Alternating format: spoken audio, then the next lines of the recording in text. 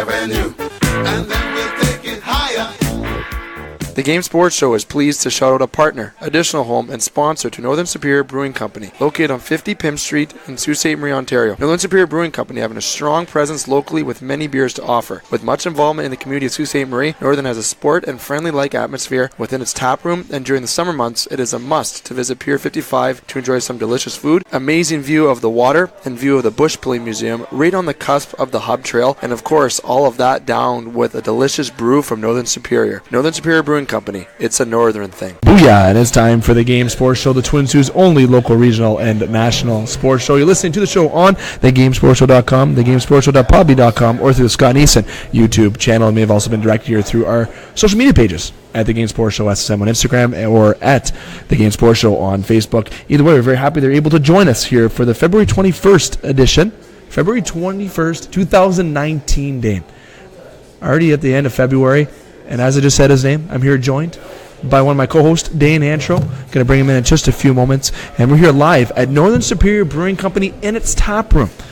The tap room's fantastic here at Northern Superior. It's definitely a northern thing. It's been a northern thing outside, absolutely, for sure, with all the snowfall. But if you want to come to Northern Superior Brewing Company, come into their tap room. They got a great projector here where you can watch sports and obviously enjoy the many beverages that they have on tap here from Northern Superior Brewing Company. Here on tonight's edition of the Game Sports Show, we have lots of content, as always, to get to. We're going to give a reminder to the listeners about the upcoming events with local hockey in terms of schedule with the Thunderbirds, the Eagles, with the Soo Greyhounds, LSSU, etc. And also after the break, we're going to talk to a very special guest coming on the show, Andy Frost, the voice of the Toronto Maple Leafs that echoed throughout the Air Canada Centre and from 1999 to approximately 2015, 2016.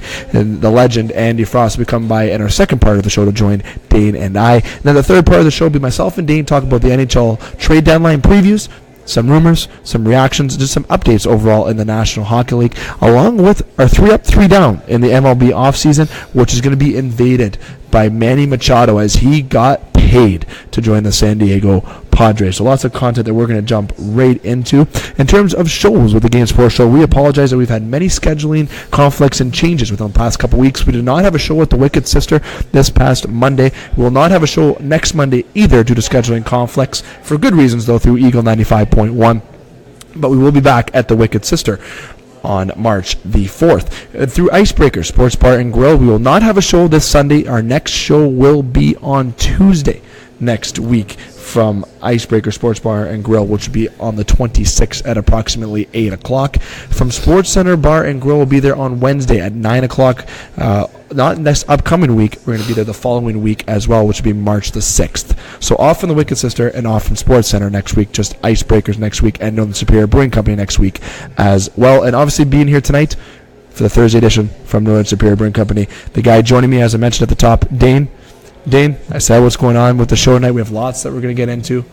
We've had some scheduling changes with the show. Apologize. It's been very good with yourself and all these schedule changes. We'll be back to normal after next week with all the schedule shows. But we're here tonight. You ready for a big show tonight, pal? Oh, yeah, absolutely, Dave. Real big show. I like that. I don't know if that's a little hint of just excitement or if Dane's just a little tired from potentially cleaning the apartment today. Just kidding. He definitely didn't do that. Dane, I want to open up the show by giving a little promotion to a good friend of ours, Jerry Petingalo, getting his number retired approximately 10 years ago now. He has number retired with the Soo Thunderbirds. He's going to have his jersey actually officially hung at the John Rose Community Center tomorrow, which is Friday the 22nd, against the Kirkland Lake Gold Miners. Kirkland Lake, whom is in the top 3 in the NOJHL. They're actually 3rd in the league, and the Thunderbirds, who are now division champions, regular season champions, everything in the NOJHL this year. The Thunderbirds have won as they clinched that last week. But prior to puck drop, the Soo Thunderbirds will be honoring and hanging up Jerry Petingalo's number 9, which has been retired, like I said, for 10 years now, officially goes into the rafters. Jerry has rewrote the record book with the Thunderbirds. He's basically the author. Only 1 or 2 records have been broken with the team since, out of the many that he's broken. Well-deserved for Jerry. Make sure if you're a former player, teammate, or whatever of Jerry Petingalo's, admirer of Jerry Petingalo's, fan of Petingalo's, or even overall just a Soo Thunderbirds fan, get out to enjoy the good hockey that's there, but also to appreciate a legend that's actually getting officially retired in the right way, Jerry Petingalo.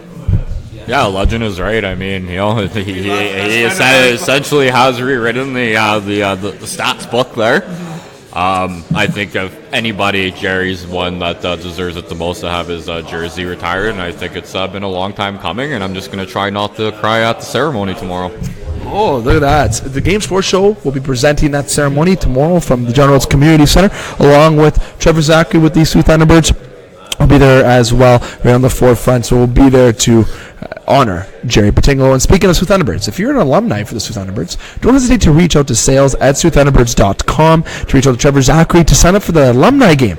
Jerry Petingalo is actually officially going to the alumni game now. He actually made arrangements to ensure that he can go to the alumni game. So we're well over a dozen people signed up. It's very awesome, the turnout that we have starting to get. We still want more people to show up and come out and encourage. So we can maybe make 2 teams, make a little mini tournament, and do something. There will be March the 2nd at 3:30. We'll be having an alumni game to appreciate the former Soo Thunderbirds, and yours truly will be on hand as well, which is brought to you by obviously the Soo Thunderbirds and through Icebreakers Sports Bar and Grill, but also through the Game Sports Show and powered by Northern Superior Brewing Company. Now, Dane, we're going to get to the local discussion in terms of giving the listeners a reminder of what's going on in town, but before I get into that, I got a story that I got to share to the listeners. This past Tuesday, the Hounds played at the GFL Memorial Gardens against the Sarnia Sting. Big decisive victory. They outplayed Sarnia the entirety of the game. But myself, you, and a friend of ours, Wesley Johnson, that you actually do M&R firefighting with down in Red Lake, got asked by a representative of the Sault Ste. Marie Greyhounds if you and Wes, I wasn't allowed to have the media pass. Unfortunately, I didn't have your media pass at hand, so she didn't know that you were a part of the media. But you and Wes got asked to do sludge hockey on the ice mid-game. And you and Wes both said no. Now, I want to know why you said no, first off. I pretty much know your answer, but I want the listeners to know your answer. And don't you think you should have done it? I feel like I had 1 or 2 apple juices before the game there, so I wasn't fit for the ice. Also, the 4,000 people being at the hockey game, was a little threatening to my ego there if things didn't go as planned there. I do regret not doing it a little bit, but this kind of came out of nowhere, and I didn't really know what to say. And maybe I should have went out there and did it, but last time I did any hockey-related activities right before my fitness test for work, I pulled my groin and wasn't able to do my fitness test. So, I was thinking about the future there, but sounds like I just got a bunch of excuses as to why I didn't do it. But there's no 4 excuses. Plus the apple juice side, good Northern Superior products, as we like to say, instead of apple juices. Either way. I mean, at the hockey game. At the hockey, yeah. See, overall, fans love that excitement for kids, but it would have been funny to see yourself, even Wes, do that. So I wanted to share that here on live radio and podcasted radio, that you said no to go on the ice to do sludge hockey. I said I wouldn't let you live it down. Right? I had to. I was there to watch the game, not play. So. I wish you would have maybe strapped on the skates and did a little sludge hockey. Listeners, would you like to see Dane, if you're at the game, do a little sludge hockey? I know I would have. I wanted you to put your vote below through any of our social media pages. And speaking of social media pages, we're going to have our next giveaway contest. It'll be announced next week through Instagram and Facebook, so make sure you keep an eye on that. Maybe you could be the next lucky winner. You can ask Brian Greco how the last winner went, winning 2 free tickets to the Hounds, $30 gift certificate to Superior Pro Shop, plus a hat, plus a gift card from Northern Superior Brewing Company, and then 2 gift certificates to Sports Center Bar and Grill. And speaking of Sports Center Bar and Grill, myself and Jamie Antonello and Dustin Grondin had a great show there last night that you can check out below on the Podbean page as well. Going to give you the reminder of what's going on locally in Sault Ste. Marie this upcoming weekend. We already gave you a reminder of what's going on Friday for the Soo Thunderbirds as they play host to Kirkland Lake for Jerry Petingalo's jersey retirement. However, they do play tonight against Elliott Lake at 7:30, so they're currently arriving in Elliott Lake and getting ready to play. Warm-ups will be in approximately half hour, as it is 6:30 right now. Soo Thunderbirds playing against Elliott Lake tonight. Kirkland tomorrow, as I mentioned. Sunday, they play against Espanola in Sault Ste. Marie. And also on Tuesday, the Soo Thunderbirds will play against Blind River at 7 o'clock. So the Soo Thunderbirds having, 4 games within the next 6 nights, really piling in those games to get in, and a lot of playoffs just around the corner. Big grind coming up. And speaking of a grind, the Soo Eagles have 3 games in 3 nights. 2 at home, 1 on the road. They play tomorrow night, which is the 22nd, against Rayside Balfour Canadians at 7:30. They play Saturday against Kirkland at 7 o'clock, both at the Polar Stadium.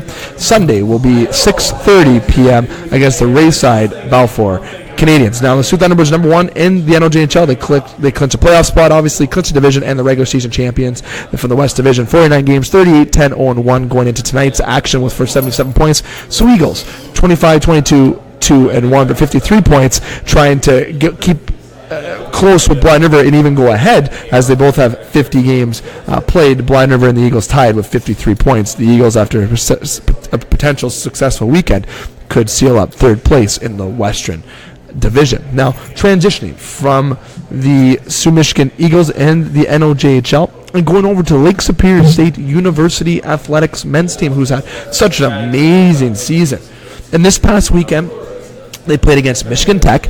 Brad Kochmila will be definitely giving his insight on those games, as we did not have a show this week at Icebreakers. We make it up next week, as I mentioned on Tuesday. We'll make sure we get full recap of the Michigan Tech games this past weekend. But LSSU pulling away with back-to-back 3-1 wins against Michigan Tech. LSSU defeated Michigan Tech in the Great Lakes Invitational in Detroit before the new year. Big tournament that Lake State won. Lake State improves to 28-2 on the season. At home, they finally climbed to 500 at home. They're 12-2 on the road. They have averaged 3.43 goals a game, 27.4 shots a game. They're on a 4-game winning streak. LSSU is hot right now. They're a very good hockey team. You're going to make sure you go to enjoy that great talent on the ice. The next games for the LSSU men's hockey team, Lakers, will be tomorrow night, Friday the 22nd, against Northern Michigan at 7 o'clock. They also play Saturday the 23rd against Northern Michigan as well at 7 o'clock. They do return home on Friday the 1st of March, which is the next following weekend, against Fair State for back-to-back 7 o'clock action against Fair State. And the playoffs have been set for the date. We don't know about the times and the teams yet, but their playoffs will be underway on the 8th of March for the WCHA quarterfinals. Transitioning from the NCAA ranks going into the OHL. The Sault Ste. Marie Greyhounds, as I mentioned, were in action on Tuesday with the win 6-2 against the Sarnia Sting. They play tonight, Thursday, in Windsor at 7:05, which should be underway in approximately a half hour or so. The Hounds also play tomorrow, which is Friday the 22nd, against Kitchener at 7:30. Then the Hounds play Sunday against the Sarnia Sting for a little rematch from Tuesday's matchup against Sarnia at 2 o'clock. The Hounds do return home on the 27th of February, which is next Wednesday, against Saginaw. And the Game Sports Show will be there on hand for a big, exciting game against the Saginaw Spirit, as they are looking good, Saginaw, just as much as the Hounds. And it's going to be a good hockey game for sure. So make sure you can keep tabs on the Thunderbirds through Hockey TV. You know, you can keep tabs on LSSU through local radio stations and TV coverage through the website. You can find links there. And also through the Sault Ste. Marie Greyhounds. You can obviously through Shaw TV and through Rock 101, Jerry Linscomb, in terms of keeping coverage there, in terms of make sure you keep up to date with the Sault Ste. Marie Greyhounds. Now, Dane, it's been kind of the wrap-up in terms of the local hockey perspective here in Sault Ste. Marie and Sault Ste. Marie, Michigan. You and I are going to take a quick break. When we come back, it's me, you, the microphone, the beers here from Northern Superior Brewing Company. The listeners are going to be blessed by the presence, by the voice legend himself, Andy Frost. It's exciting stuff. Very exciting. Looking forward to it. So Dan and I are going to take a quick break. We're going to hear from our sponsors here, pay a couple bills, and when we come back, Andy Frost will be joining us here on the Game Sports Show live from Northern Superior Brewing Company, the Twin Sault's only local regional national sports show. Be right back after these messages. The Game Sports Show is pleased to shout out a partner, additional home, and sponsor to Northern Superior Brewing Company, located on 50 Pym Street in Sault Ste. Marie, Ontario. Northern Superior Brewing Company having a strong presence locally with many beers to offer. With much involvement in the community of Sault Ste. Marie, Northern has a sport and friendly-like atmosphere within its tap room, and during the summer months, it is a must to visit Pier 55 to enjoy some delicious food, amazing view of the water, and view of the Bush Pulling Museum right on the cusp of the Hub Trail, and of course, all of that down with a delicious brew from Northern Superior. Northern Superior Brewing Company. It's a northern thing. The Game Sports Show would like to thank an additional sponsor and special edition home to the game, Silver Creek Golf Course, located on 104 Bellow Lake Road, Garden River, Ontario. And also shout out thank you to Silver Creek GM Jamie Henderson. Silver Creek Golf Course has many specials to offer for 18 holes, 9 holes, and even Twilight site deal specials. It does not matter what your level of golf game is, it is a must to enjoy the scenic course, memorable experiences that Silver Golf Course offers. Silver Creek also offers a Thursday wing night for you to enjoy food after a stellar time on the course. You can book your tee time by phone or online at golfsilvercreek.com. Silver Creek Golf Course, where all are welcome to play. The Game Sports Show wants to thank its original home, partner, and sponsor since 2015, Sports Center Bar and Grill, named the Soo's best sports bar for 3 years in a row. Sports Center Bar and Grill is located on 624 Wellington Street West in Sault Ste. Marie, Ontario. Make sure to come on down to Sports Center to enjoy the great atmosphere with great cold beverages available, including those delicious Molson products. Don't forget about their famous 75-cent wing nights on Wednesdays. They're truly the best wings in town. Like and follow Sports Center on Facebook at Sports Center SSM. We look forward to seeing you today. Sports Center Bar and Grill, the Soo's best sports bar. Hi, this is Paul Maurice from the Winnipeg Jets, and you're listening to the Game Sports Show. Welcome back to the Game Sports Show. It's yours truly, David McCaig, alongside my co-host Dane Hanchrow. We're here live at Northern Superior Brewing Company in the tap room, and we're here joined by a very special guest, a new friend of mine, the one and only legend, Andy Frost. Andy, welcome to the Game Sports Show, my friend. Well, it's great to be on with you, and thank you for asking, and that's a lovely introduction. Thank you so much. Now, before we jump in, because we're going to talk about a lot here, and we talked about the opening show, what we're going to bring up with you and discuss here throughout this interview, but you know what? Actually, it's funny how, you and I actually got acquainted. It's obviously the power of social media is amazing, and it was just me sporadically looking at followers on Twitter, and then seeing that we followed each other, and me just reaching out to you as, I felt like a little kid reaching out to one of his idols, as you're one of the big reasons why I do radio today. So I was very excited that I was able to message you, and the message didn't get blocked, and seeing that you actually responded, and that you responded on coming on the show. Myself, Dane, and the whole crew here is very happy that you responded to come on the show. But the power of social media. Thank you. And, sorry to interrupt, but I don't know. Maybe I don't know why I started following you on Twitter to begin with. Maybe retweeted something, or I don't know. I like to follow a bunch of stuff in the Soo, and it's we're so far away. We're north of Toronto and Aurora, but keeping track of what goes on with the Greyhounds and what goes on in the Soo, I follow a bunch of people there on Twitter. Absolutely. Now, obviously, your son, Morgan Frost, being with the Sault Ste. Marie Greyhounds, obviously a first-round pick to Philadelphia as well, and absolutely was a stud at the World Juniors this year, I'd like to say, too. But, the power of social media there, I imagine that I must have said something about Morgan on Twitter, or just did a little tweet about the show and with a little promotion with Morgan, and that's probably how it all happened. Or maybe I was lucky and I hit follow on you and you followed me back. But either way, I was very excited, and people got to know this story. And I was telling you about it off air briefly. But when I was playing junior hockey, and yes, I'm bringing up when I played hockey. I do that sometimes on the show, but it's we lived the good old days. But I was playing for the Sioux Thunderbirds and the Blind River Beavers. But my coach was Jim Cappy with the Blind River Beavers, and we were driving home from Blind River after a game against my former team, the Sioux Thunderbirds, actually, and we had on the radio. On AM 640 through the Sirius satellite radio, whatever was connected in the van, was your post-game show with Andy Frost. Now, that is what happened was my coach Jim Cappy dared me to actually call into the station to talk to you. And I actually called in. Hey, David, as long as you wouldn't say that make Domi captain. No, that was not me, I promise. The conversation that we actually brought up was in 2009, 2010, and I actually brought up that the Leafs should bring a guy in like Cal Clutterbuck. Was the conversation that I said that I would bring in, because I needed a little bit more that grit on that bottom six. I felt that would really put them over the hump and really help the team. And you actually agreed and thought that was a good call that I said to bring in Kyle Clutterbuck. And when I got off the phone, we had a little brief discussion about how that fit would go, and then you had to let me go because you had many more calls to answer. That's where my coach said that you need to find a way to get into radio.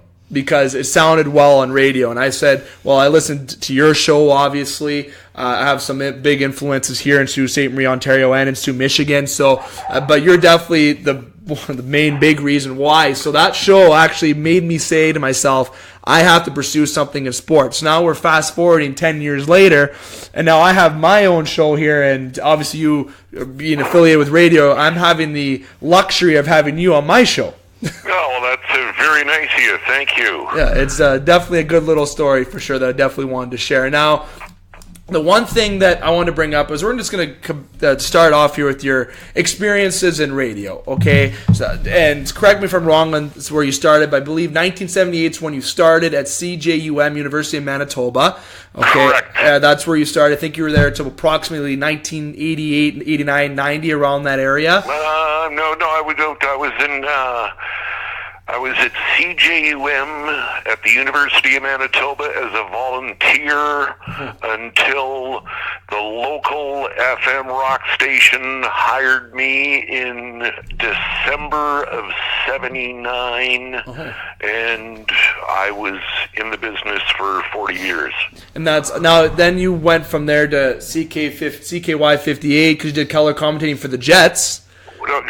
Correct. Yeah. Well, City FM, which was the local rock station, FM, their AM station was the rights holder of the Winnipeg Jets, CKY. Yeah. So I worked at both stations, not unlike what I did in Toronto, working at Q107 and working at AM 640.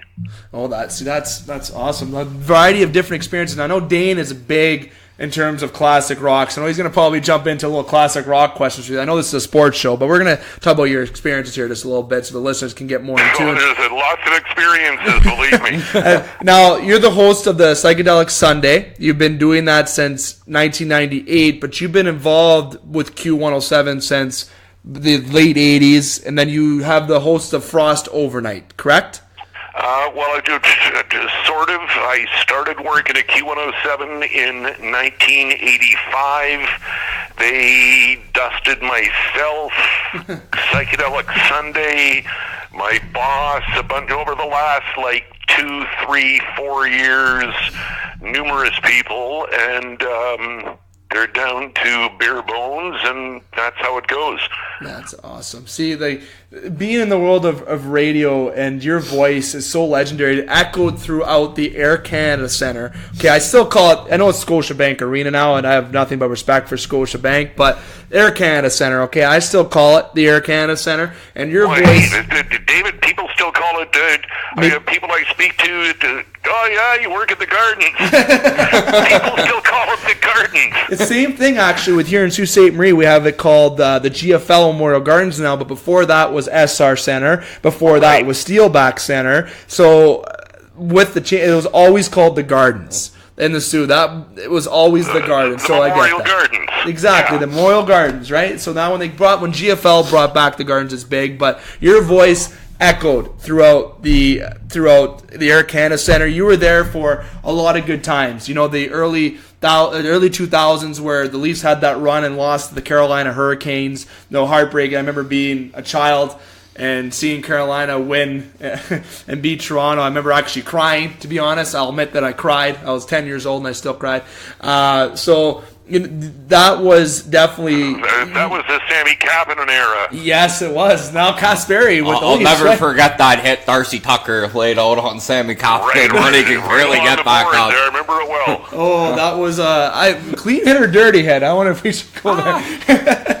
No, but that's how kind of a little background with the history. You must have loved and enjoyed your time there throughout the Air Canada Centre and doing the voice of that and just really stapling your mark in the world of radio and just broadcasting.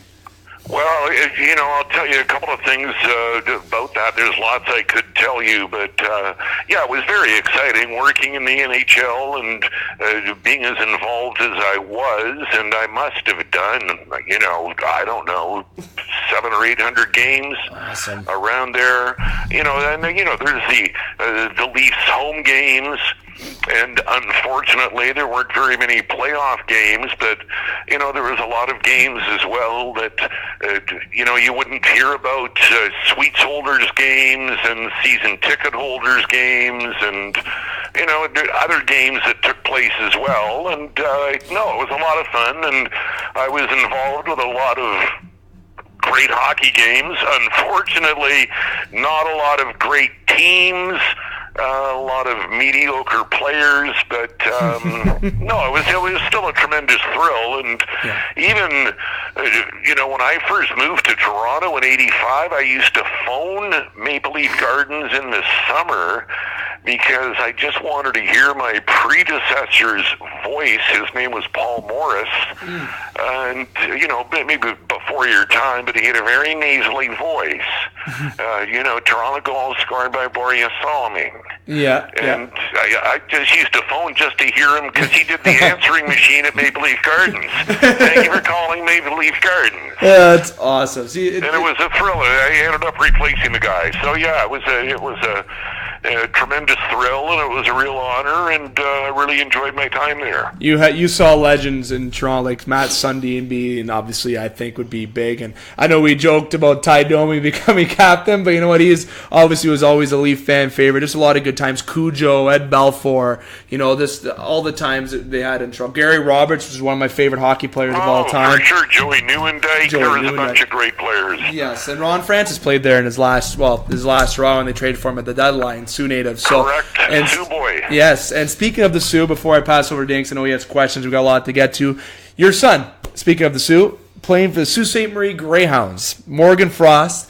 Now, there's lots that I kind of want to branch off in terms of your son, so we'll go around and go everything, but I know he is having, again, a fantastic year. And I actually corrected TSN on Twitter, okay, and you can look at my tweets, that they said that Suzuki had the most points, and I believe it was over the last 2 years. I tried to get producer Ghost, I call him here on the show, to find that exact stat.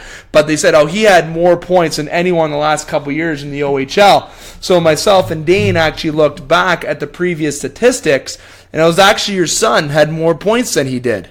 So I actually it's got to be close. Yeah, so I actually tweeted at TSN. I didn't hear a response back, though, so I don't know if they were a little upset or if they took that off the air. But, you know, he must be loving his time here in Sault Ste. Marie. You know, he has had a lot of good teams since he's been here, and he's been a big part of that.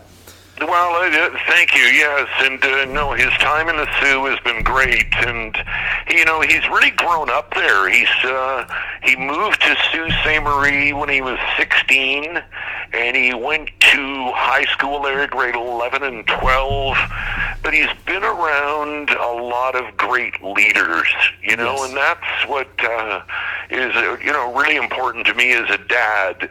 He's had a lot of guys older than him show him the ropes and, you know, and what really matters. And his billets, Karen and Joe Brunetta and their son Nick, have been fantastic. But it's been a great place to go and play hockey, and the fan base in Sault Ste. Marie is massive, and they love the Greyhounds, and it's been a really good experience for him. And hey, you know, let's hope he continues to stay healthy. And no, he's a good player, and he's only gotten better playing for the Greyhounds, and it's been quite the experience for him. Saw him actually last game day, and I when they played against Sarnia. The Hounds were all over Sarnia in that game. The time on attack must have been tilted the Hounds' way severely, and your son had 2 breakaways. And I heard about that. Yeah, he didn't score on either. No, he didn't score on either. One move, he tried a little slick through the legs. The other one was a shot, and either or. And I remember I saw him put his head up, going, you know. But he found that open ice there. Just a special player to watch, and you know, we got that luxury of like fans who don't like. People who aren't from the Sioux got to see him on television with the World Juniors, and he had 8 points in 5 games of the World Juniors. Obviously, that big first game that, you know, I know Don Cherry pinpoints in a negative way, but it seems like he likes to pinpoint a lot of negative things towards Sault Ste. Marie, but we're not diving into that right at this point. So Morgan, 95 points up to this year, and he had 8 the World Juniors. You know, he's definitely, Philadelphia must be just licking their chops knowing what prospect they got coming through the ranks there. Well, as far as I know, I think their expectations of him are high, as they would be with any first-round pick. Of course, the Flyers expect a lot out of him, and I'm sure the Flyers have spoken to him over the course of the last couple of seasons as to, what he's got to work on and what he should do and how he can get better and where he should maybe improve and he should put some weight on or maybe work on your face-offs or your back checking.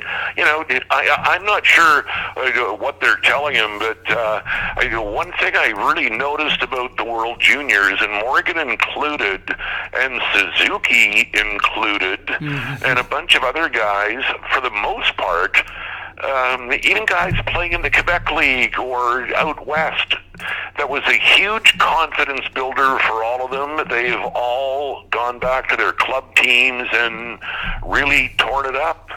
And they've played very well since they returned. Yeah, so of course, it was a great experience for him being with the junior team and representing his country. But all of those guys, when they've gone back to their team, have really done very well. Yeah, they have. And there was a lot of good trades with those guys that played on that junior team. Like Owen Tippett, guys did get moved, and obviously, like Morgan Frost wasn't in that realm for the Hounds in terms of moving, because where the Hounds are, obviously. But team players got moved, and those players are all flourishing. Morgan doing extremely well. Barrett Hayton, with another fifth overall pick, to Arizona. Like it's the teams, a lot of special teams in the OHL, and your son's at the forefront of the special talent that the league gets to have in its possession. And it's a treat to be able to have this talent here in Sault Ste. Marie. We've been spoiled here in the Soo with the talent, and your son's involved. Well, it's very kind of you to say, and I think most people would agree, even the Greyhounds management, that they'd agree that at the start of this current season, like the Greyhounds weren't expected to do much. No. Like I'm sure, and I haven't spoken to Morgan about it, but I'm sure he was expected on being traded, or he was expecting to be moved to some contending team, and I don't know who else the Greyhounds were maybe thinking of possibly moving, but here they are, a contender. Yeah. So nobody's getting moved. No, nobody is. They added Jaden Pekka, and which is a good ad. Right? Like Pekka's been a nice addition too, in that Jaromir Pitlick kid. Yeah, I love it. Jaromir. I love having a Jaromir here in the Soo. I love the Jaromir. Dane, you got I know I've stolen most of the spotlight in terms of conversation. I'll let Dane talk here for a sec. Definitely exciting time for the Greyhounds and your son Morgan. Unfortunately, the World Juniors didn't go as planned for Canada, but we can't win them all. But the Greyhounds definitely. I guess the expectations are we're doing a lot better than I think a lot of people thought, and hopefully we can make another run at the Memorial Cup this year. I think this town and the team definitely deserves it. So. Switching off to a couple of your radio shows here. Leafs Talk. I was watching just a couple clips on YouTube the other day of some interesting callers, I would say, calling in with saying some outrageous things. One of the ones I really liked was the Phil Kessel, James Van Riemsdyk conspiracy that Brian Burke was trying to bring in just American players to play for the Leafs, and that's the reason they were suffering. Yeah. So my question is other than that, maybe what's the craziest thing that you've had a caller kind of say to you? Well, I already mentioned it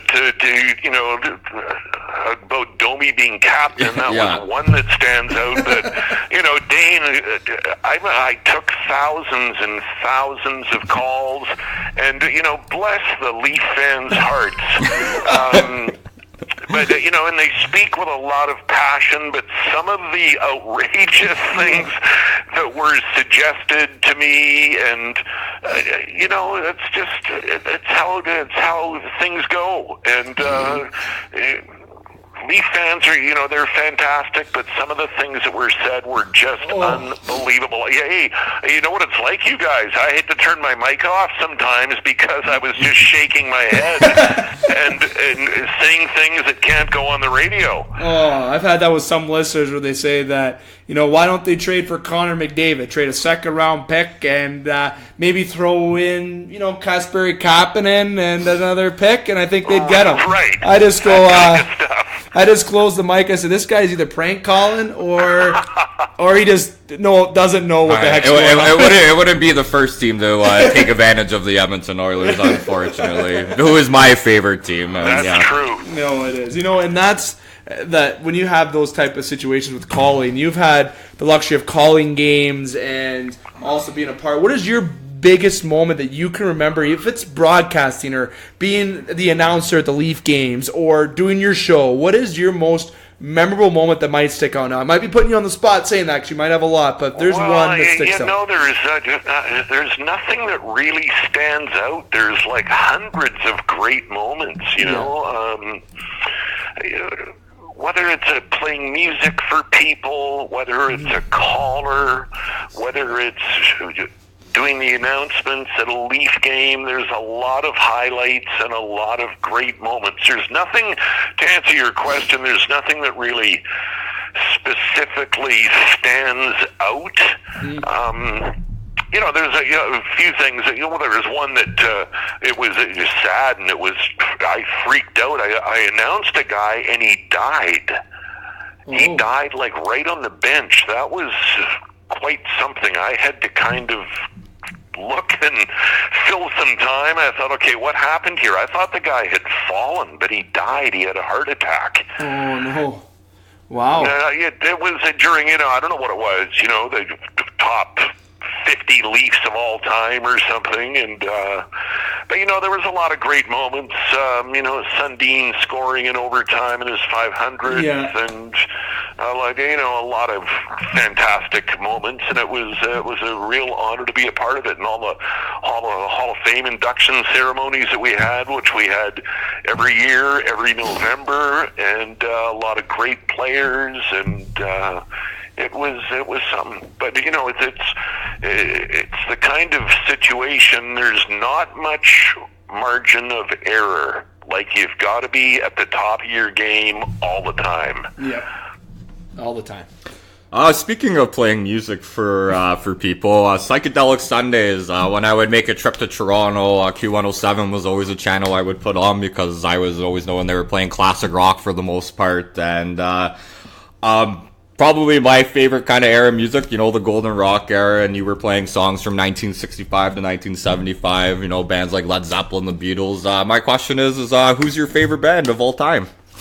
I know that's a hard one. If you can name a couple, like... Well, Zeppelin's got to be up there. The Beatles have got to be up there. Little Feat has got to be up there. I don't know. There's just... So much. There's so many great bands, so many great songs, and what really got me off was playing music for people, which is what I did even as a teenager in Winnipeg.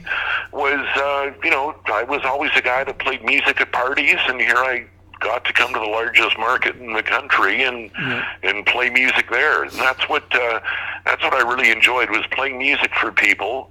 And I had a lot of emails and a lot of conversations with people and contact with listeners and people that I heard from. There's just there's some songs that you may not think are that great, but to somebody else, that song might be great. They might sing along to it. It might mean something to them. Yeah, you've always got to consider that. And, I love the Stones. I love Pink Floyd. There's a lot of big name bands, and there's also some like one-hit wonders that I've always liked. And, I don't know. How about the Leafs goal song? Hall & Oates, You Make My Dream Come True. Well, that's currently the Leaf song. It wasn't the Leaf song when I was working there. No, it was not. It was the the OO song, the techno one was there, I believe, right? There was a few goal songs that went through there that at the Air Canada Center. But I know the one now, I've always was curious to who chose that song. I kind of have a feeling that that's a Mitch Marner selection for some reason. But, the Young Guns probably running that locker room there along with Marlowe. But, that's definitely a song that I'm going to a game in Ottawa between the Leafs and Sens this year. And when I'm at the rink, I know when the Leafs do score, I'm going to play that on my phone. I'm going to stand up when they do score. It's definitely good. But now, transitioning, if it's good with you to talk about the Leafs. I know Dane has a good number of questions written down, so I'm going to let him ask the questions that he wanted to ask you. So I'll just kick off with the Leafs that, this year signing, if John Tavares, that was big change for the team, having a big marquee player come into town. You have Matthews who signed that contract that people are kind of skeptical about. I actually don't think it's that bad based on the cap going up, but maybe that's being biased. I don't know. There's a lot of things with the Leafs, a lot of news that we can kind of discuss, but the Leafs have a very special team that they can do special things this year. Yes. Definitely. And they have a team that could... Is it a team that needs to add, or are they good enough to beat Boston and Tampa Bay to get to that next step if they didn't add anything at the trade deadline on Monday? Well, I'd have to concur with what a lot of people are saying. I think, you guys and your listeners and myself, I think we're all very aware that the Leafs are a very fast team and a very good team at moving the puck. And they've got good goaltending and they've got good coaching, but they've got to be tougher because I think we would all agree that come the postseason that, even though it's a different era, it's not like it was even like 10 or 15 years ago. But, the Stanley Cup playoffs, you've got to be tough and you got to be physical. Like when you go in the corner to get the puck, you got to come out with it. Yeah. And the Leafs are maybe lacking some toughness, and I've got to think in the next, 72 hours or so that will be addressed. Absolutely, Dane. Yeah, rumor mill saying Leafs are maybe targeting a guy like Chris Kreider. Just kind of your thoughts if that's even a realistic option. With I think he's making $4.25 million per season, another year left on his contract. The Leafs have already traded away this year's first-round pick. I imagine the asking price for a guy that has about 45 points this year already would be high. Do you see that being the kind of guy that the Leafs do actually go target, or are you kind of like what you were saying with a little bit more like a guy with a little bit more sandpaper? Because as far as I'm concerned, Chris Kreider is more of a top six guy rather than a bottom six guy, so I don't know if that's a great fit for the playoffs, but yeah, just kind of your thoughts on that. Well, I think a guy like Chris Kreider is possible, but I could be wrong. I think the Leafs want to maintain their speed up front. I've got to think that if the Maple Leafs are going to add some toughness, it would probably be on the back end. They may go for some toughness up front, like a guy like Kreider, but maybe not, and just continue with the speed. I don't know if I'm not sure about Kreider, a good player and everything, but that might not be what they're after.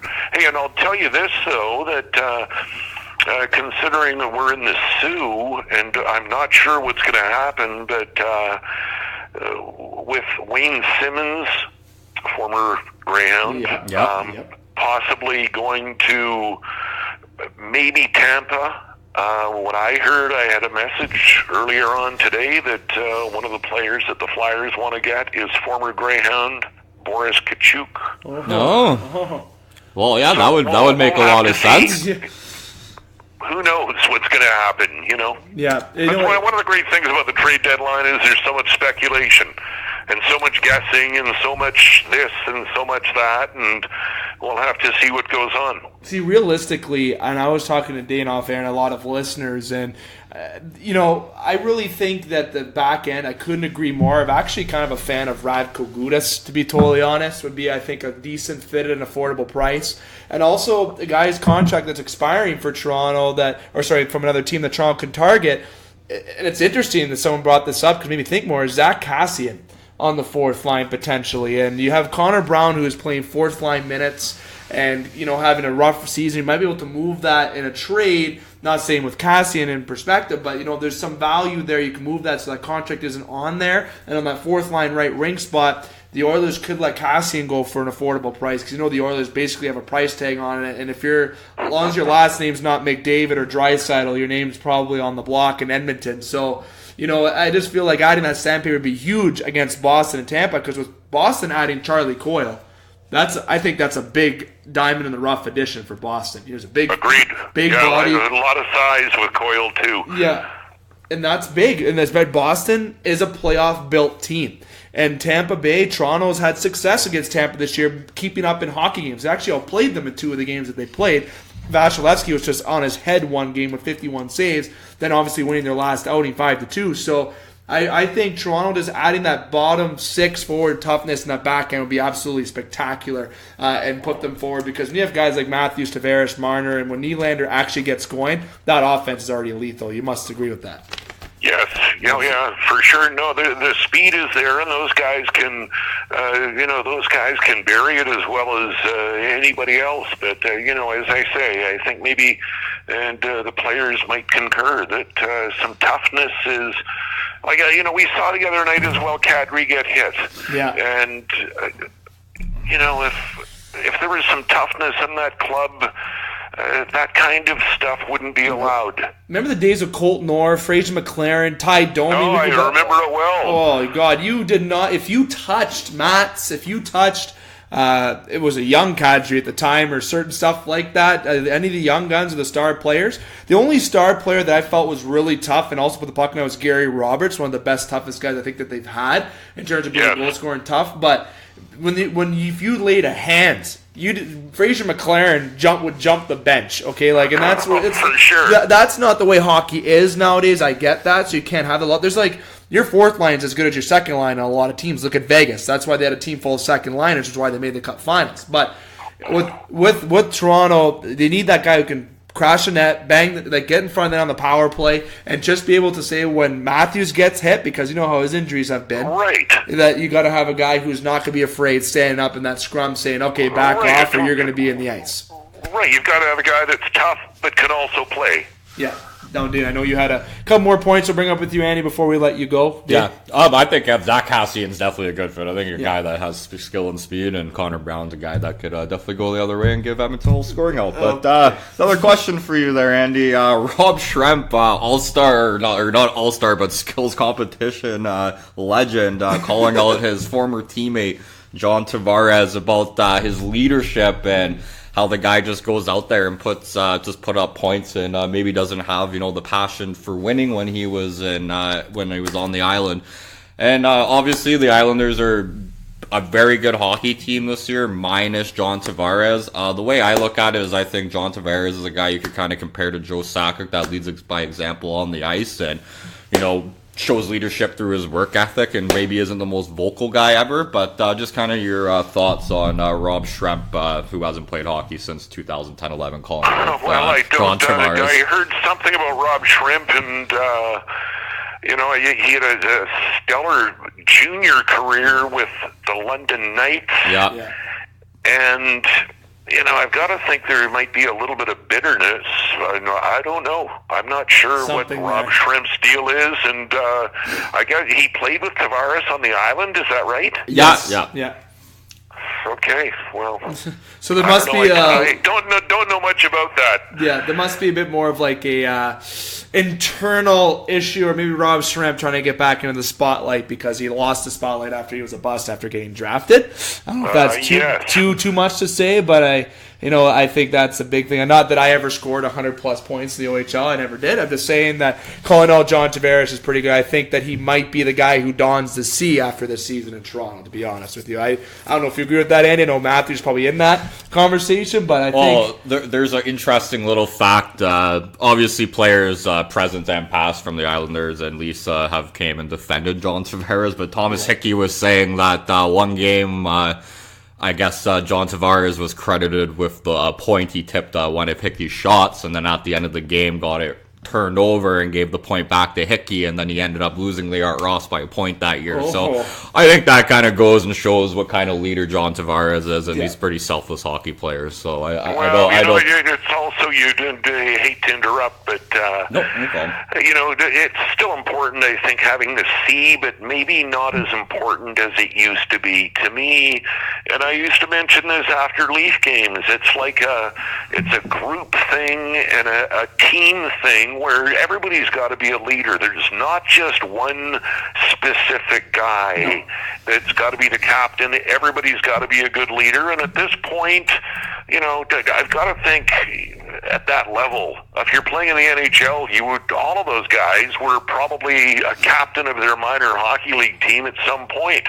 So they all know about leadership, and I don't know if the Leafs are going to go for a captain or not, but if they do, hey, I got to think that the two guys that you mentioned, Matthews and Tavares, would both be serious contenders if they go that route. They should, and I actually surprised that Marleau didn't get it this year, just to kind of ease the media pressure off of Tavares and Matthews. But again, I'm not Mike Babcock, sorry, and Dubas, Sioux native as well, obviously running the helm, and doing fantastic work with the Leafs in general for sure. So I definitely trust. Of course, he took Jake Muzzin, the former Greyhound. Yeah, and he loves the Greyhound, drafting Sandine, and I even said keep it in the family, right? I think. And we're going to transition back to the Hounds for a couple more minutes before we let you go to kind of talk about Morgan a bit more and promote the Hounds here, obviously.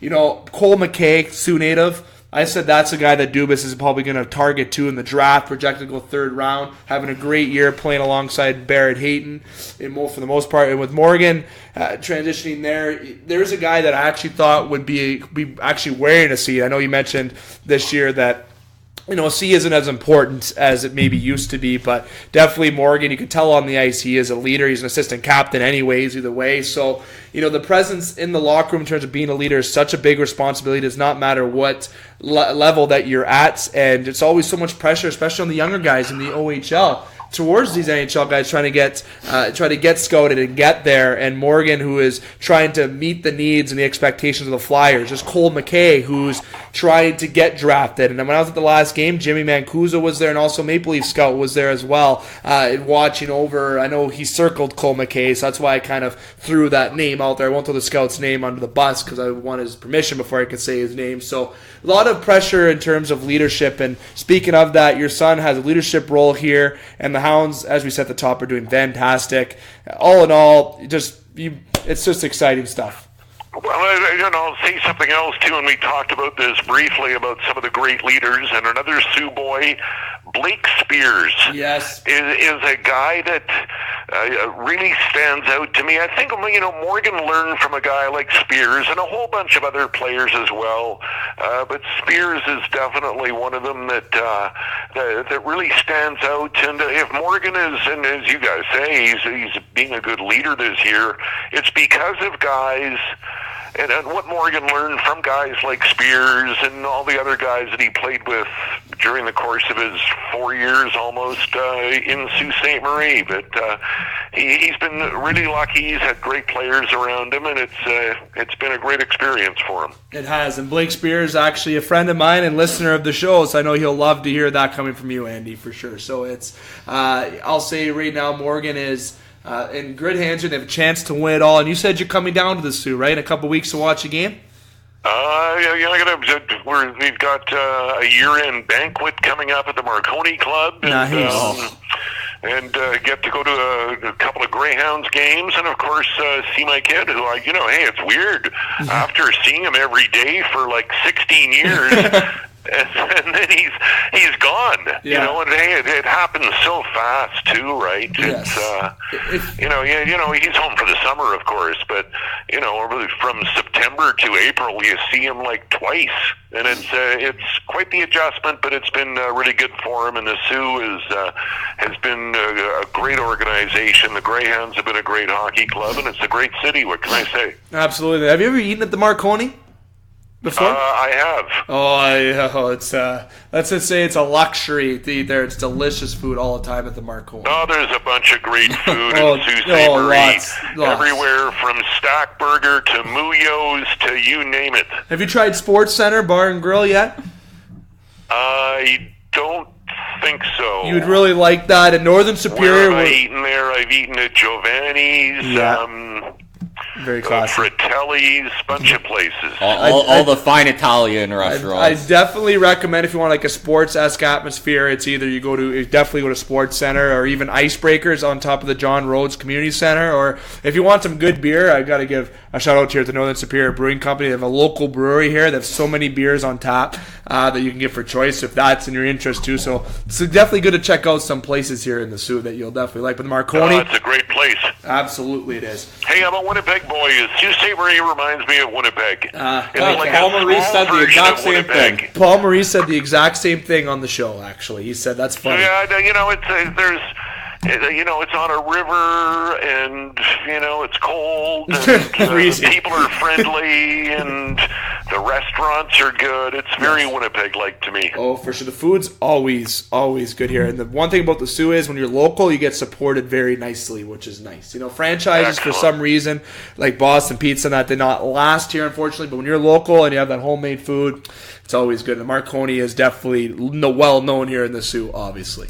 Now, For and sure. I know we took a lot of time with a little bit of overtime in an interview, but that's what happens when you're talking sports, and that's what happens in the pre-recorded world on this Thursday edition. Well, we talked a little bit about music, and that's good. Exactly. A good talk and get to know each other a little bit more. We're not going to occupy any more of your time. It's Dave McCaig and Dane Hanchrow. Special guest has been Andy Frost here for Northern Superior Brewing Company. Andy, I want to say thank you very much in terms of not even just coming on the show, but for being kind of an inspiration to myself for getting into this line of work, and Well, very thank rewarding. you so much. It's kind of you to say, and I really appreciate you asking me to come on your show. Thank you so much.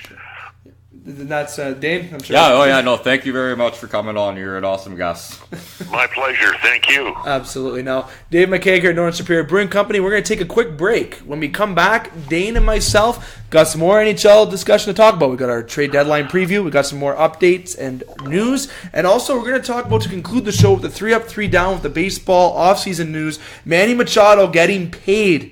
Boy, did he ever get paid. And we're going to talk about that when we conclude tonight's show here from Northern Superior Brewing Company. We're going to hear from our sponsors. Don't go anywhere.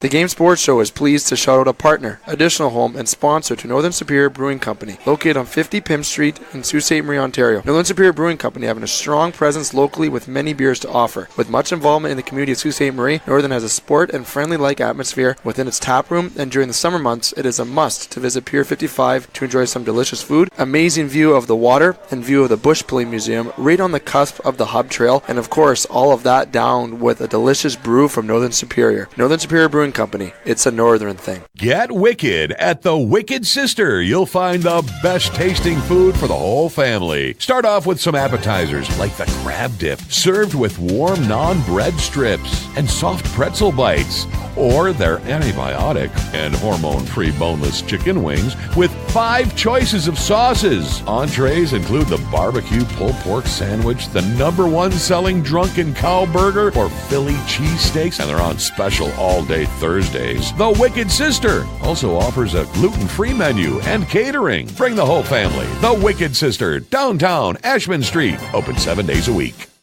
The Game Sports Show would like to thank a list of additional sponsors. North Shore Sports and Auto, new location located on 647 McDonald Avenue, Sault Ste. Marie.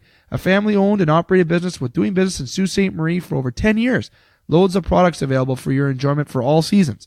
North Shore Sports and Auto, we understand the importance of quality service and products, and we work hard to ensure that all customers have a positive experience before and after each and every sale. North Shore Sports and Auto, meeting all of your new and pre-owned equipment needs. Special thanks to Salon. The Salon, located on 589 2nd Line East, Sault Ste. Marie, Ontario. Owned and operated by Mike Cuglietta. Book your appointment today at 705-941-9191 or via online at https://thesalonsoo.as.me-. The Salon, making the Soo beautiful, one haircut at a time. As well as a shout out to the Soo Pee Wee Pro Shop. The Soo Pee Wee Pro Shop, located inside the Community First Credit Union Soo Pee Wee Arena. on 285 Northern Avenue East, Sault Ste. Marie, Ontario. Owned and operated by Jeremy Paquin and ran by Larry Monroe. Superior Pro Shop for over 40 years. Meet all of your skate sharpening, skate repair, and hockey needs. Also to Discover the Canvas. Discover the Canvas, located on 317 Wellington Street West, Sault Ste. Marie, Ontario.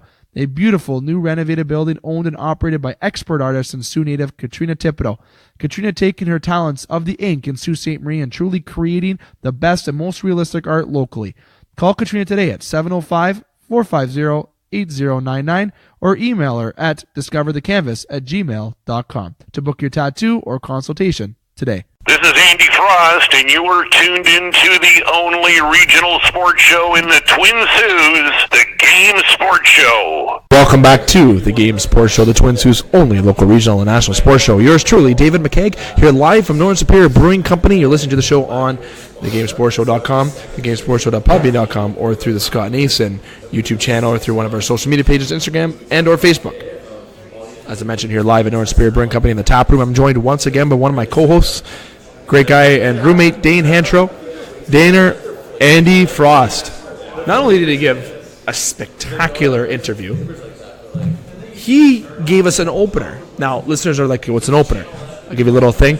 You may have heard it on before this part 3 came on. You may have heard it at the opening of the show. But we've had many individuals say, hey, it's so-and-so, you're listening to the Game Sports Show. Colin Miller, Joe Bowen, Craig Hartsburg, Brendan Brooks, just to name a couple guys.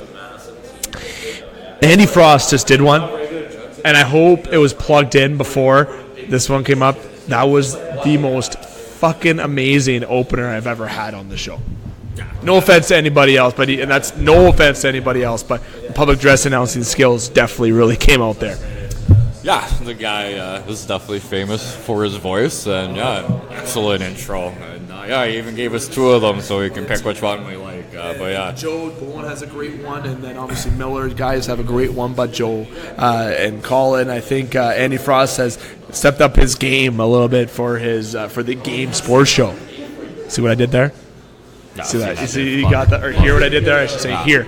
Now, Dan, we got a lot to talk about in this part 3 with so little time. We got about 20, 25, maybe 30 minutes left on the show. So we're going to talk about one topic first. We jump into the NHL rumors. The Flint Firebirds decided to wear a specific jersey recently. The Flint Tropics. Now, how amazing were those jerseys? Honestly, I think they looked pretty sharp. Obviously, as I said on the radio show years ago when Flint was getting their hockey team, that my dream was for them to be called the Flint Tropics and have the one and only Jackie Moon / Will Ferrell come out and sing the inaugural national anthem for the new team. But I honestly think they look sharp, and if the Firebirds want to switch their team name over to the Tropics for next year, I would love that. I think that team needs some kind of change right now. So they're desperate for a change, but that team, I love the jerseys. You can check those out on any kind of website platform. Nice to see that they're having fun. And they need to have some light on the season they've had, but they've had success against the Hounds. And I know Andy Frost, who loves Sault Ste. Marie, is also loving the Sault Ste. Marie Greyhounds team, as are we here on the Game Sports Show. We want to give a little shout out to Flint on those jerseys. Fantastic. Dane, we're going to jump into the trade deadline. Okay, we're going to have our little trade deadline preview show. The trade deadline is, guess what? This Monday. Friday, Saturday, Sunday, Monday. Okay, you got 96 hours. The dominoes are already falling. Oh, and they are absolutely falling. Okay, you got rumors getting absolutely splashed throughout the National Hockey League today in terms of Chris Kreider, potentially Toronto's in that realm. Charlie Coyle yesterday goes to Boston for an Ottawa and a 5th. Wayne Simmons, is Tampa Bay going to be where he goes, or what's going on there? If is Toronto really a suitor, or is there going to be another team that jumps into that? Duchesne and Stone. Laine hasn't scored in an up-teen amount. Like, how many games is it exactly that he hasn't scored in? Patrick Laine has not scored in February, has 1 goal in January and 3 goals in December. I'm not sure when the last game he scored, but it's been about 15 games. About 15 to 20 games since he's had a goal. So now I know the Jets have that first-round pick of theirs dangling, but I wonder if Patrick Laine is going to be dangling, because if they can get both Duchesne and Stone, I think that team is going to be in the Stanley Cup Finals if they can sign both of them somehow. You have players that are on the trade block, and we've looked at all the different media outlets like Terry Panarin, and we've talked about all these guys: Sergei Bobrovsky, Kevin Haynes, Mike Hoffman, Gustav Nyquist, who I think is a very interesting fit because Detroit is trying to rebuild, and he's a guy who had a good when he started his career, did well. He's kind of not drifted off, but he's been consistent, which is an interesting pickup in my eyes. Eli Tolvanen from Nashville Predators, young gun, might attract a big name like a Matt Duchene or a Mark Stone. You have Michael Furlan for the Carolina Hurricanes. Big fan of Michael Furlan. I think that's a perfect fit if you're a Toronto fan, to be honest. You have guys like Marcus Johansson, Ryan Dzingel, Jeff Carter even on the list, Carl Hagelin, and the list absolutely just goes on and on. But leading the way on top of the trade board is definitely Duchene gaining the most interest. So out of these names, we have 20 names that I can mention in terms of the rumors on TSN, Sportsnet, or through any kind of media outlet or the Game Sports Show's trade bait board. We have Matt Duchene on the top as well. So is he going to be gone for sure by Monday? I wouldn't say for sure by Monday. I think, like we were mentioning last week, I think Wayne Simmons is the most likely guy to get moved out of all the big guys that are in the rumor mill. And I'm going to say that because I just think I think logistically it's just easier for teams to offer a trade. I think when you're looking at a guy like Duchene, there's a lot of parts that you're going to need to put in place, and there's going to be a lot of switching complex trade, right? You're going to be switching in and out draft picks to make both sides happy and prospects. And so, I could see Wayne Simmons going for just a first-round pick and then maybe a prospect where I think Duchene, depending on what the prospect is, you might have to add a couple more pieces in there. And then once you do that, then maybe Ottawa's adding another position player part of the deal. And then, like you said, things get more complex. I'm going to give it a 50-50%. I think Ottawa in the position that they're in right now definitely needs to move out one of the two, Stone or Duchene, and get something back for it, because I think come free agency or the re-signing phase, it's going to be really tough to sign both those guys. They might be able to keep one of them or they trade both of them, but I will say I truly do believe one or the other will be traded, but I think it's a 50-50 shot that they both get traded, but I think Ottawa needs to get a return back from one of these players in case they both walk. But nobody that's played in Ottawa has ever had an issue with playing in Ottawa. I think players really enjoy being in Ottawa. Obviously, the arena is an issue with getting fans to their rink and stuff like that, but if you're all right with the cold, it's a desirable place to play. So if Ottawa feels confident, talking with Duchene and Stone's agents that they can re-sign them, then maybe we don't see either of them get moved. But that's a risky thing to do in case they do. So yeah, like I said, 50-50 they both go, but 100% signed by Dane Hanchrow, one of them gets moved. Like that 100% guarantee. You know what? I'm going to give a 95% guarantee that both of them get traded, and I think they're both going to Winnipeg. I'm sorry, I got my gut that Winnipeg is Laine, a first, and another draft pick and another prospect for Duchene and Stone, and signing the both of them to extensions. Yeah, but they got to move some cap. There's no way they have $10 million in cap space. Not 10, so they have to move something by next year. They won't have to this year.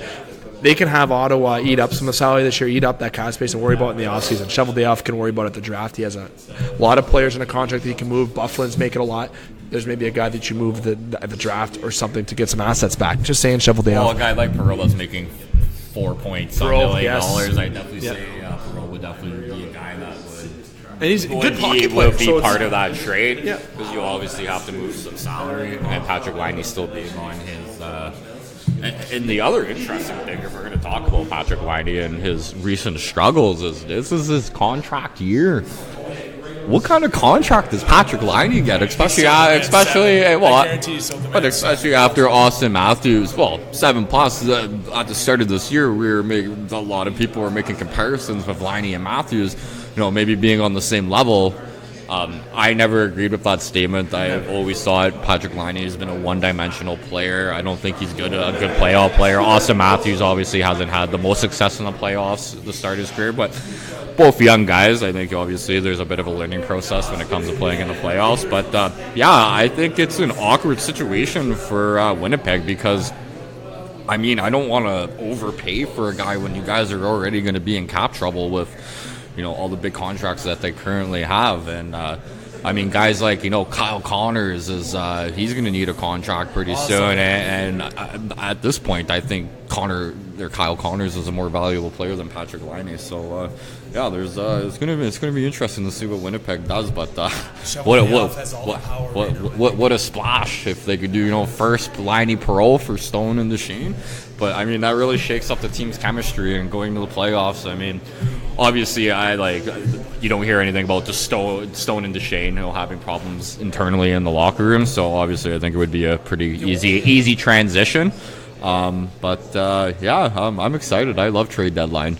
So much better than free agent frenzy. I find free agent frenzy's been boring the past couple of years. On Monday, I work 11 to 7, so I get some morning traction with the trade deadline. But I unfortunately missed the busy time at 3 o'clock. But I'll definitely be tuning into on live in terms of online. Now, another player that really sticks out to me that has been subject of rumors, Chris Kreider. This guy was not on our trade board in terms of potentially getting traded. The Leafs apparently have interest in Kreider. They apparently have interest in Michael Furland. They apparently have interest in Wayne Simmons. They apparently have interest in Adam McQuaid. They apparently have interest in Brett Pesce. Same with Tampa. Same with Boston. Same with all these teams. Apparently there's just a lot of interest going on. And Kreider, we talked about it with Frost already, with Andy Frost when he was on the show. They need to add that depth, that strength if they want to contend with Boston. Boston getting Coyle. I told you this at our place to stay at the apartment. I love that pickup for Boston. I don't want to give respect to Boston by any means, but that is size. That is some good. They know what they're doing in Boston. They always have, and they're built for playoff hockey. And Tampa Bay is going to make a splash. They're eyeing Wayne Simmons. I think they're actually the front runners right now for Wayne Simmons. And you know what? I know Matt Zuccarello and Gustav Nyquist have also been told that Tampa Bay is interested in those guys as well. So Tampa Bay has room to make a splash, which blows my mind. All these players they have. Kucherov is having Mario Lemieux-esque type numbers right now. Scary team, and they're going to make those moves. Trades are going to happen in the National Hockey League on Monday. Lots of trades.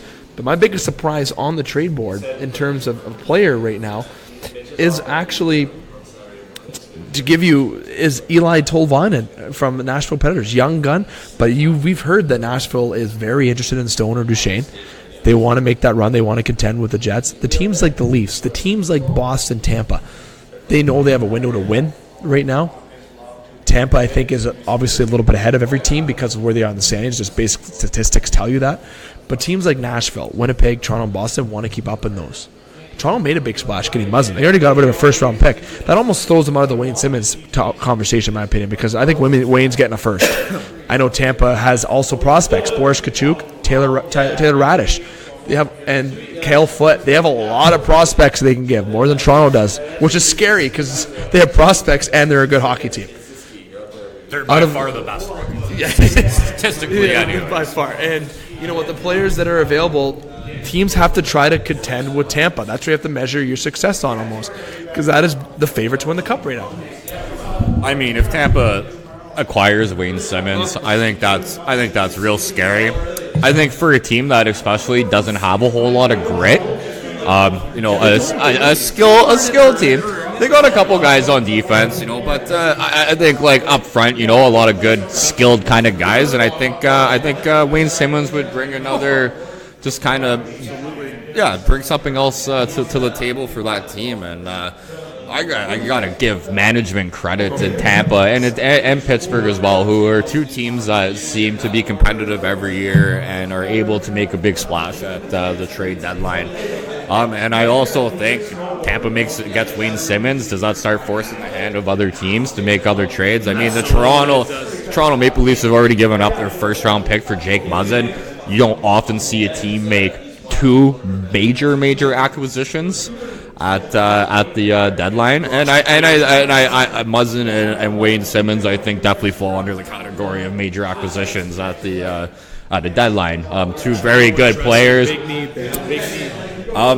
But yeah, that's the thing. I think Tampa's in a better position in Toronto with prospects and picks. I'm not sure if Tampa has their first round pick this year. I know when they got McDonough last year, they traded their first round pick, so I'm not sure if it was from the 2018 draft or it's going to be, but whatever. So yeah, as far as I'm concerned, I think, especially with Boston making that trade for Coyle, They do have conditional first. So the trade that they have made with the Rangers, conditions are New York Rangers upgrade to 2019 first-round pick if Tampa wins the Cup in 2018-19. So Tampa wins the Cup, Rangers get that pick. Also, the cap space in Tampa Bay, $7 million in terms of current cap space. Projected cap space is 1.7, but in terms of what they can get, they got room. They have room. Yeah, it's mind-blowing to see the cap space that they have compared to a team like the Edmonton Oilers, who has probably 60 less points than... But in that circumstance, if Tampa has that first as a conditional, right? So they can't trade that pick. That's already protected. They can get rid of that 2020 first, and I'll tell you why. Because of the prospects that they have, a weak draft this year. I think 2020 will be a pretty strong draft based on what I see. Keiko is looking pretty strong this year. I don't think he's going to overturn Jack Hughes, but Tampa Bay is not going to be getting Jack Hughes or Capo Keiko. Next year, they're not going to get Capo Keiko or Alexis Lafreniere. They can mortgage those two picks. That's why I think Toronto could too. But here's the other hand. Tampa Bay has prospects. Toronto does, but not as much. That's why Tampa could be like, fuck it. I'll get rid of 2 first-round picks. Toronto has to be very cautious with that. Yeah, it depends how Tampa looks at the draft. If they believe that it's a top-heavy draft where the top 10 picks are really good and then it kind of falls off after the top 10, I don't know enough about this year's draft to say if, the bottom half of the first round's a strong bottom half, where obviously Tampa's going to be drafting near the bottom, the 31st pick or the 29th pick. But yeah, it's what they value that bottom part of the draft to be in the first round, and if they feel that the player that they can acquire for that first round pick is worth giving it up, then I think they absolutely will, because you definitely have a good point with their prospect pool right now. They have to be probably top 3 teams in the NHL, along with the Philadelphia Flyers, and I can't think of another team off the top of my head right now, but yeah, they're deep. They got time to make moves, and this is Tampa's year. And if I'm Tampa, I'm going all in for Wayne Simmons, because I think that's a guy that can really help their team. He has that grittiness. I think he would be a perfect playoff performer. He's going to step on a team where he can play with guys on the second or third line, or even the or on any line, and I think that he's going to be able to contribute. So yeah, I think that's a perfect trade for Tampa if they can acquire him. And yeah, looking at Boston getting Charlie Coyle, I think that was a really big pickup for them. I think that really solidifies their second line. Hopefully Pasternak he'll be back, I believe, for the playoffs. He broke his finger, but I imagine he'll be back for that. And I think the one thing Boston's been struggling with this year is secondary scoring, and adding a guy with like Charlie Coyle to play center with DeBrusk and whoever the other winger is on that second line for Boston, kind of adds another dimension to that team, where they don't have to be piggybacked by that dominant first line with Bergeron, Marchand, and Pasternak. So I don't know. It should be interesting to see what the Leafs do. Do they think they're still a better team with the Muzzin acquisition over Boston? And I don't think it really matters who Toronto adds. I think it's in their head. There's a couple guys that were there the first time the 3-1 comeback that fell short happened. And last year. And blew another 3-1 lead last year. So I think it's more of a mental thing. They got the best coach in the league, in my opinion, so I think mentally they should be prepared. But yeah, it seems like the teams that are making big moves are in that division right now. So we'll see. One more thing in terms of the trade deadline, because we got numerous topics to discuss, and we only got about 10, 15-ish left on the show here. So I will say our trade bait board goes number 1, Matt Duchene, 2, Stone, 3, Panarin, 4, Simmons. I know Dane may not agree with that. 5, Sergei Bobrovsky. 7 would be Matt Zuccarello. 8 would be Michael Furland. Number 9 would have been Charlie Coyle, but was traded. Number 10 is Kevin Hayes for the top 10 to be rated out there. And now adding his way into the Game Sports Show's top 20 in the trade bait board, Chris Kreider. That trade looks very interesting. We don't have to really jump in, because we don't, in terms of the Toronto Maple Leafs updates, they play against the Washington Capitals tonight. So we're going to be doing more Leafs discussion on next week's edition of Northern, and more of it in depth after the trade deadline. We had to make sure we got into a full trade preview show in terms of some players and teams. And also, we'll be getting into a bit more when we have our local show next Tuesday from Icebreakers Sports Bar and Grill. So that's been kind of a little assumption. Guys like Dzingel, Janssen, Howard, Henrique, Jansen, Panic, Carter, Pesce, Folk, and a lot of guys that are around the league that are rumored to get traded. Where do you think these guys are going to go? List below a trade. If you get a trade exactly correct, you will get a gift card courtesy of Northern Superior Brewing Company or Sports Center Bar and Grill. Just comments below on that. Dane, a couple more NHL topics before we get to our 3 up, 3 down. The jump in and talk about Manny Machado quickly. Phil Kessel reached 800 points from relief. Is he a Hall of Famer? Phil the Thrill's definitely a Hall of Famer. 2-time Stanley Cup champion. In my opinion, he got ripped off for the Conn Smythe 2 years ago when they gave it to Crosby. The king of burgers, Phil the Thrill. Love the guy. I think he's an NHL fan favorite since he's left the Toronto Maple Leafs. And, I mean, I think it's inevitable that the guy gets to 1,000 points. I think 1,000 points, 2 Stanley Cups, couple 40-goal seasons. I mean, if Pittsburgh definitely wins another one, and I think if he kind of maintains his points per game kind of average in the next couple of years, yeah, I think Phil Kessel, Hall of Famer. I don't know about a first ballot Hall of Famer, but I think, he definitely makes his way into the Hockey Hall of Fame, and I think a lot will have to do with the fact that he is American, and they probably want to even... I don't know if that really sways picks or anything, but I think, Canadians compared to Americans that are in the Hockey Hall of Fame, I think, you know what, if your statistics aren't quite there, but you're American, you might be able to sneak in there a little bit more, but a little bit easier. Definitely one of the best swingers to play in today's game in terms of scoring goals. That light flex stick, I'll tell you right now, he will be in the National Hockey League Hall of Fame. Next topic, moving on in terms of quickly on your take on the Oilers trades and kind of moves that have gone on with the Edmonton Oilers. It seems like everyone that's going to get traded, as long as your last name's not McDavid or Draisaitl, you have Cassian on the block. So I'm sure Shakira's on the block. I bet you they would even move guys like Larson if possible. I'm sure that they are listening to specific offers for Nugent Hopkins even and different stuff like that. But now you acquire Anthony Stolarz, you have a young goalie there, moving Talbot, which I think was a good, efficient trade. Is things going to start changing by the deadline, or are we waiting to the offseason for the Oilers? Oh, we're done. We're waiting till the offseason. Pulley, Carrier on IR right now. The Brandon Manning for Drake Jewell trade blows my mind. He's on waivers. Yeah, now he's on waivers. Absolutely blows my mind. Peter Chiarelli's one of his last hurrahs before he left the helm there.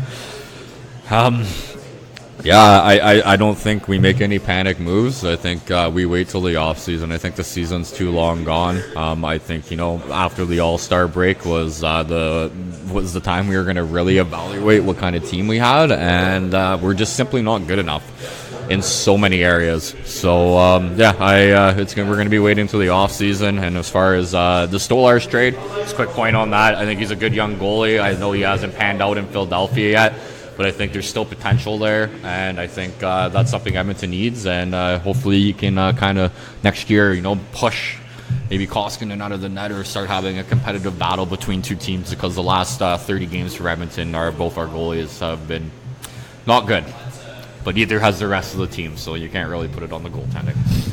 Quick thing out of state that happened actually today at 1:07 p.m. Carl Hagelin was traded to the Washington Capitals by the Kings for a third-round pick. One thing that I forgot to mention on the trade, there's the Capitals try to defend their Stanley Cup championship. Now, next topic I want to get to, the last kind of topic in terms of the NHL before we get to our quick 3 up, 3 down with baseball with Manny Machado. Carolina Hurricanes celebration. Now, we've talked about this in brief on the show. We never really looked into it. But now Don Cherry decides to throw his little flavor into the equation, saying that he thinks they're jerks, that he doesn't like it, let's just say. Now, I'll tell you, as a hockey fan, I see the entertainment aspect. I actually enjoy it. I think it's cool when they do it. Do you see the fans that get at games now in Carolina? Do you see the reaction that they get? Now they're selling T-shirts that says "We're jerks" with a logo on it. They're making money. So Don Cherry just made Carolina a lot more money. So at the end of the day, this celebration is not an insult to hockey. It's not like they won 30-0 in a game and they celebrated, did the shoot the glove like Timo Solani with the Winnipeg Jets. This is different. You're winning this. You're providing the entertainment to the fans, and it's not corny entertainment. It's actually funny and creative.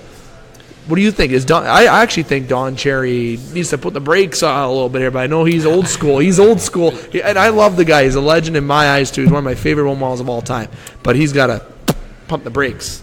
As far as I'm concerned, I don't think Carolina management and ownership gives a fuck what Don Cherry has to say. I think this is the most excited I've seen fans in Carolina since they won the Cup in 06. And obviously, Carolina being one of the top or bottom 10 revenue generating teams. Yeah, I think it's good. I mean, it's not like Carolina is like the Tampa Bay Lightning that comes into everybody's barns and destroys them and wins every game. This is a team that's hovering in and out of a playoff spot, and it's a young team. I think they're just having fun, and it's good for Carolina. I mean, they're bringing fans to the rink, and I think even for kids, getting young kids involved in hockey, having something fun to do like that at the end of the game, and almost, feeling a little bit more involved with the team when they're doing the celebrations and stuff like that. Yeah, I think it's good. I think there's just a bunch of old dudes that are, past their prime mentally and physically that just, can't be happy in life anymore and just feel the need to spit out their opinions. And I could not disagree anymore with Brian Burke and Don Cherry. It's hockey. Did we all not start playing hockey to have fun? I know these guys, it's a business and it's a job and they're making money, but I mean, do you not celebrate after you win the Stanley Cup? I think it's hilarious. And if you don't want to watch it, turn off the fucking TV at the end of the game. I'm sick of talking about this Carolina thing. It's like, you have nothing else better to talk about, Brian Burke and Don Cherry. You guys are hockey analysts, not after game celebration analysts. So we could talk for 16 those guys can get out of here with that stuff. Turn your frown upside down and stop being senile, and let's be happy. And let's Mr. get Burke with the times. And Mr. Don Cherry. Ooh, strong words from Dane. I really appreciate what Carolina's doing. They're getting butts in the seats, and they got a good hockey team. Imagine if they had a little bit of offense. I can tell you Gary Bettman doesn't have a complaint. He does not. He's getting sales. I can tell you right now, if Carolina decides to add a little bit of firepower up front, it seems to be pretty dangerous. Maybe they'll be active for the deadline. Pretty curious to see, indeed, for the Carolina Hurricanes. Dave McCaig alongside Dane Hanchrow at Northern Superior Brewing Company. We're going to move on from hockey quick. Dane, we're going to go to the MLB. Okay, my friend, now the MLB offseason has been kind of quiet. We're now into the spring training. Okay, and the first thing we are going to jump into with the 3-up, 3-down is Manny Machado signs a $300 million contract, 10 years with an opt-out kind of option. There's a lot of underlying things with his contract with San Diego, but he signed a contract. He's there for 10 years, $300 million.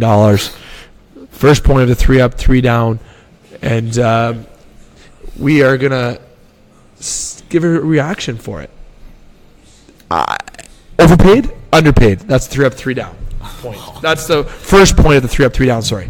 Well, it's baseball, I think. I think everybody's paid. You could be the fourth guy in your rotation, and you're still making $17 million a year. So, the guy wanted to get paid. I feel like, you know what? It's a job at the end of the day. I hear San Diego is a very underrated city. I hear it's clean. I hear it's nice. I hear they have wonderful tacos. Home of MLB The Show.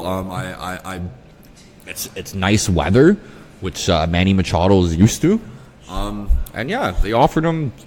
How do you turn down $300 million over 10 years? I don't care who you are. Yeah, $300 million over 10 years. I don't care who you are. I mean, is this gonna make the San Diego Padres a competitive baseball team right out of the gate next year? Maybe not, but I think Manny Machado's a really good third baseman to build around. I think he's still young and still has a lot of good years behind him. But we'll see. You've seen a lot of time in the sports before where guys have got paid that money and worked their ass off to get that big contract and just kind of fall from grace after that, and Giancarlo Stanton hasn't yet, but he's going to get older. A-Rod, you know how his career ended after that $30 million contract. Second point of the 3-up, 3-down quick. Bryce Harper, where does he go? I hope the St. Louis Cardinals. The St. Louis Cardinals aren't a team that are in the business of overpaying people at free agency. So does he make the same as my point? My second point. Is he the Phillies? I'm going to go with the Phillies. Same amount of money? I think the exact same contract. Exact same contract with the Phillies. I'm going to say that he is actually going to go to and stay with the Nationals. I did say I was interested in the Phillies and the Cardinals, but I think he's going to stay in Washington. Third reason and point with the 3 up and 3 down.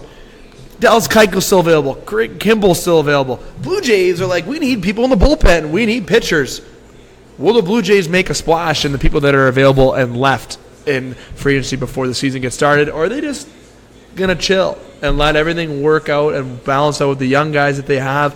Vlad Jr. is looking great with his bat right now. I don't think he plays in the majors this year. I think he might play the roster expansion time in some games, but he won't have a full season until next year. But do the Blue Jays make a splash with Bryce, even Craig Kimbrell, Dallas Keuchel, Marwin Gonzalez, who actually just kind of discussed the deal, but he might be off the board. But either way, do they make a trade, or do they make a signing before the season starts? The Blue Jays. In my opinion, no, and I think in the eyes of Mark Shapiro and Atkins, no. I think you stick to the plan. I know they're getting a lot of pressure from media and fans because the Blue Jays haven't been competitive. They weren't competitive last year, and they're not going to be competitive this year. Don't rush things. I think they have. Look like they're going to sign Marwin Gonzalez, but. Yeah, I think they got a lot of good pieces in place for the future, and I don't know why you're going to want to try to be competitive right at this moment when you have teams like the Red Sox and Yankees that are absolutely loaded, and I don't care how much money you spend in free agency, the Blue Jays are still not going to be a better team than those two. So, I mean, while the Yankees and Red Sox are hitting, hundreds of home runs in the next couple of seasons, if I'm the Jays, I stay patient, and it's not like there isn't going to be other free agents out there in the next couple of years. I know Machado and Harper are really big free agents that don't come around too often, but no, stick to the plan. This is the reason they brought these two guys in here and got rid of Anthopoulos. Anthopoulos was smart with what he did because, you know what? We had a window. The Jays hadn't been relevant in a really long time, and he's seen an opportunity to put a really good baseball team together that could be competitive and run. And make a run at the World Series. This isn't the team that you're going to do that with right now. So I don't really care what all the other Blue Jays fans say in the media. You guys don't know what you're talking about if you feel that they should be signing big wigs at free agency or making big trades and trading away our guys. Stick to the plan. This is why they came here. Don't rush things, and everything will be okay in a couple years. Patience. Not location, because we know the location's good, but patience. Dane, we had an action-packed show tonight, my friend. Lots. We recap local sports. We talked to Andy Frost. We had talked about the NHL Trade Deadline preview of players' names. We talked about NHL updates, and we also talked our 3 up, 3 down in terms of the MLB offseason, which will be ended very soon as the Leafs get underway at the Scotiabank Arena against Washington Capitals, with Kadri out of the lineup after that hit in St. Louis. Toronto trying to get back into that winning way so they can catch up to Boston, who are now Toronto's 4 points behind Boston, even though Boston has 2 games extra on the Maple Leafs.